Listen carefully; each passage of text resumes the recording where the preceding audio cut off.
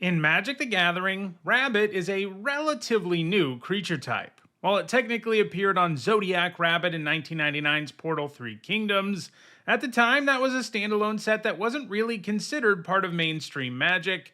It was only in 2005 that all the Portal sets were brought under the umbrella of Magic when they were made legal in Legacy and Vintage. The very first non-Portal card to be printed with Rabbit on the type line was Quain Itinerant Meddler in 2020's Commander Legends.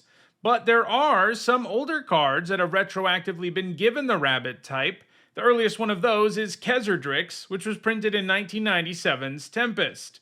Whatever Rabbit you want to consider the first one ever, it's very clear that Rabbit has received a lot of support in Magic only since about 2020, with 2024's Burrow even introducing them as one of the plane's major creature types, with them occupying the green-white color pair. Now that we're seeing Rabbits with regularity, I thought it would be a good time to take a look at how they are performing and have performed over the years. To be eligible for this top 10, a card had to have the Rabbit type or be able to make a Rabbit creature token. In all, there are 42 Rabbit cards in Magic the Gathering, and in this video we'll take a look at the 10 that have left the biggest impact on competitive Magic. This video is sponsored by Card Kingdom. If you want Magic singles or sealed product, use my link in the description.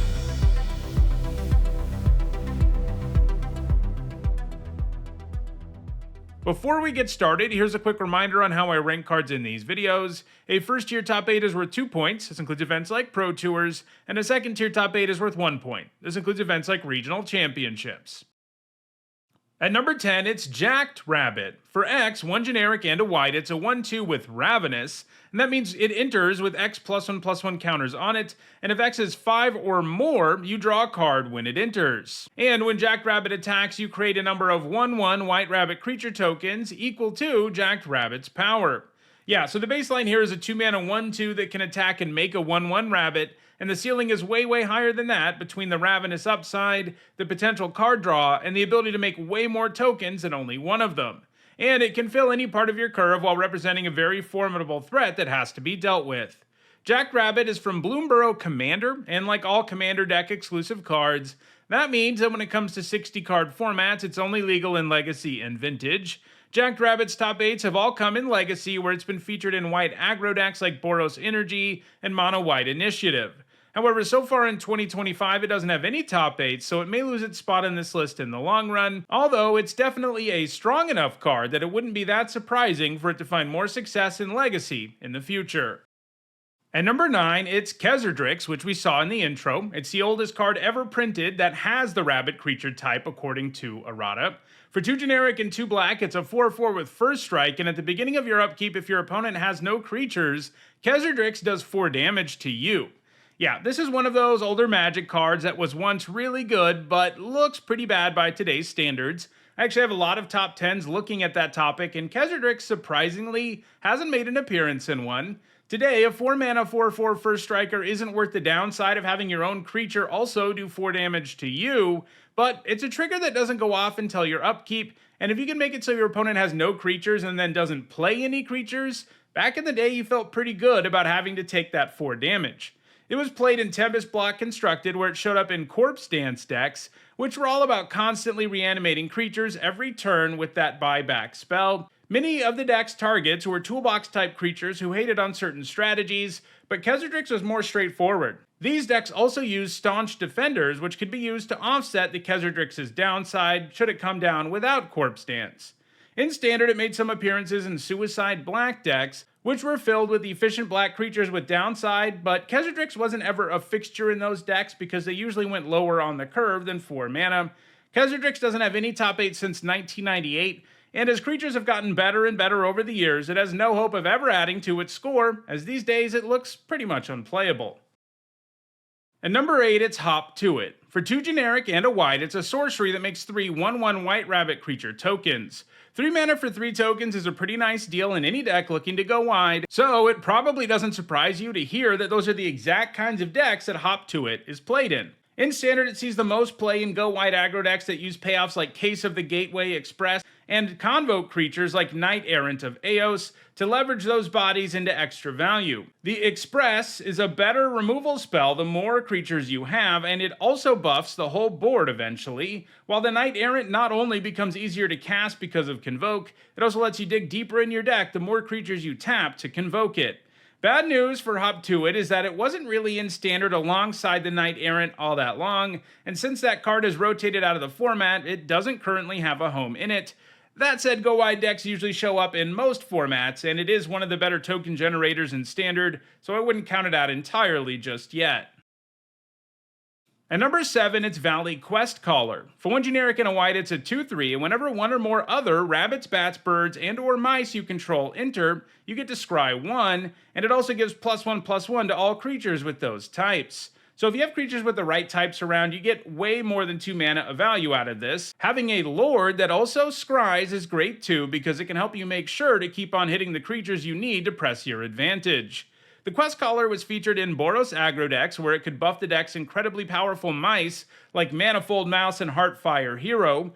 Eventually, though, those 2 cards, as well as Monstrous Rage, got banned out of the format, nerfing that deck entirely. In the time since then, it's transitioned to being used in bird decks, which use Bart's and Boko and Traveling Chocobo, alongside lots of birds for lots of value. That deck only has a single top 8 though, and overall it looks like the Questcaller doesn't have a consistent home in Standard right now. Maybe someday it will also get to buff some fellow rabbits instead of mice and birds, but for right now, it may not add that much more to its score.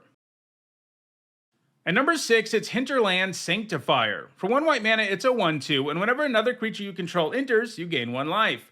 Magic has a long history of white 1-drops that gain you life when creatures enter, and Hinterland Sanctifier lives up to that tradition in a big way, especially because most of the others are only 1 mana 1/1s.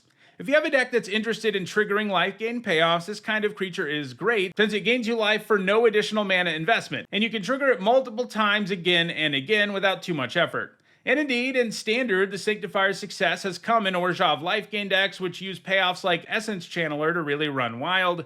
The Sanctifier has also found success in Pauper, a format where only commons are legal, where it sees play in white weenie decks. These decks don't really have any life gain payoffs per se, but they can use all that incidental life gain to win a race thanks to cards like Battle Screech that make tons of bodies.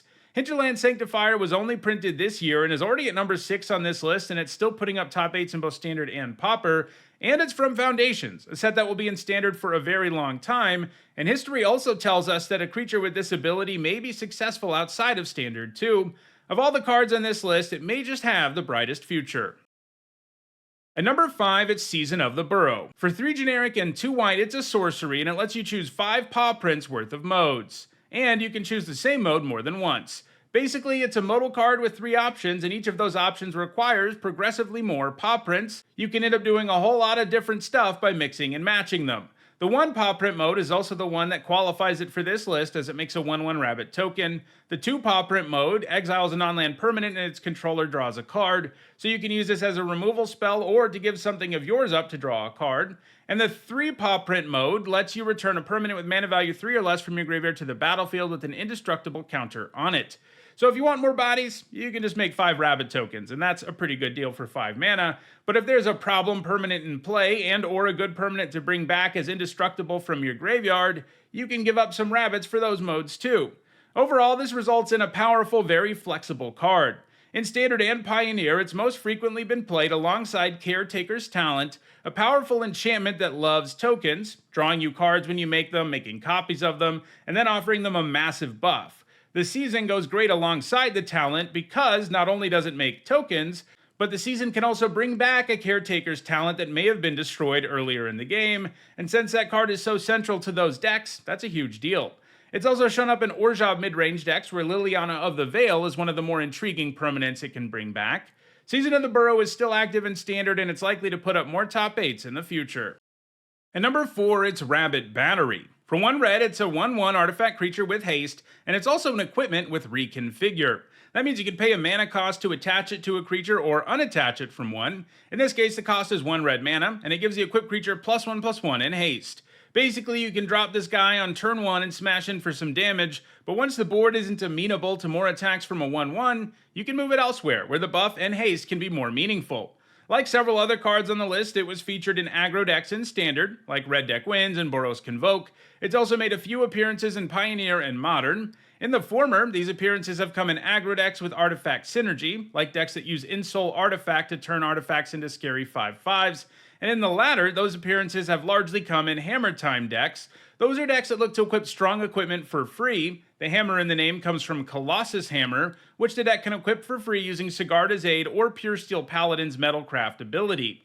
The battery gives you a creature that can help you get Metalcraft and an equipment that will trigger the Paladin's Draw trigger, and if the battery is around when you equip your hammer and other equipment, you can also smash in with that equipped creature immediately. All that said, the battery hasn't become a permanent fixture in Hammer Time decks in Modern, nor has it remained active in Pioneer, and since it's no longer legal in Standard either, it may be done putting up top 8s.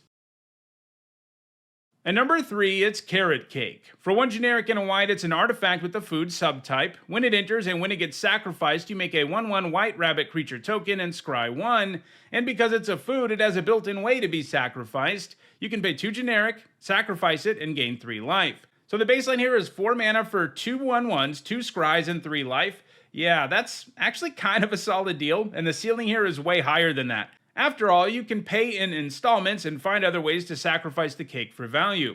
Like Season of the Burrow, it's frequently played in Caretaker's talent decks in Standard and Pioneer, but it appears in them far more frequently, in addition to also finding its way into decks like Jeskai Control, which love the base value that Carrot Cake delivers, but also come with multiple ways to sacrifice it for value, like by giving it up to Torch the Tower's Bargain. These decks also run Builder's Talent, which loves non-creature non-land permanents like the cake, and it can also reanimate the cake with level 3. It's also made some appearances in Pauper, where it shows up in decks that can leverage the cake's food subtype for even more value with the powerful Cauldron Familiar. Carrot Cake is likely to continue to amass top 8s in all 3 formats, and the card in front of it only has a small lead and is also less active, and that number 2 card is Regal Bunnicorn. For 1 generic and a white, it's a rabbit unicorn with power and toughness, each equal to the number of non-land permanents you control.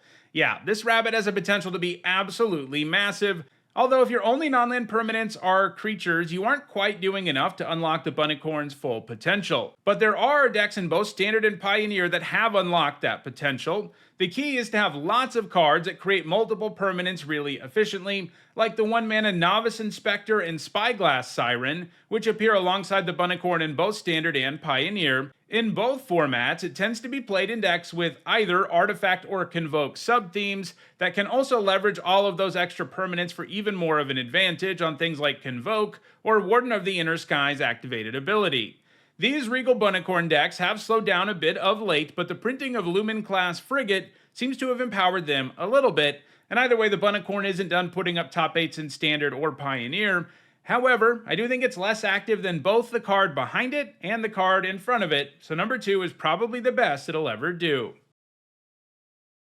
And at number 1, it's Pawpatch Recruit. For 1 green mana, it's a 2/1 with Offspring for 2 generic. That means you can pay that additional cost when you cast it, and if you do, you get a 1/1 copy of it. And that's pretty exciting because a Recruiter is a 2/1 with Trample. Whenever a creature you control becomes a target of a spell or an ability an opponent controls, you put a +1/+1 counter on target creature you control other than that creature. In other words, if you pay the Offspring cost and your opponent casts removal, you end up getting 2 +1/+1 counters on most boards. That's a massive punishment for your opponent removing your stuff, and it makes it very hard for them to effectively deal with everything you have going on when your stuff just keeps on growing when they try to kill it. This has made the Recruit a favorite of aggro decks in Standard and Pioneer, where any aggressive deck playing green tends to run it. The Recruit even has some top 8s in Modern, where it's sometimes played in 5-color domain decks. The Recruit is probably just one of the best 1-drops we've ever seen, and the fact it gets even better when you draw it late makes it even more incredible, and it's easily the best rabbit in Magic the Gathering, and that's not going to change anytime soon. So, those are Magic's top 10 rabbits. Are you trying to build a rabbit deck? If so, check out the description where you can find a direct Card Kingdom link for each card that appeared in the video. If you want to make sure you catch future videos, don't forget to subscribe and turn on notifications. And if you want to catch up on past videos, including many more MTG top 10s that look at specific creature types, you should see a playlist on your screen shortly. Thanks for watching.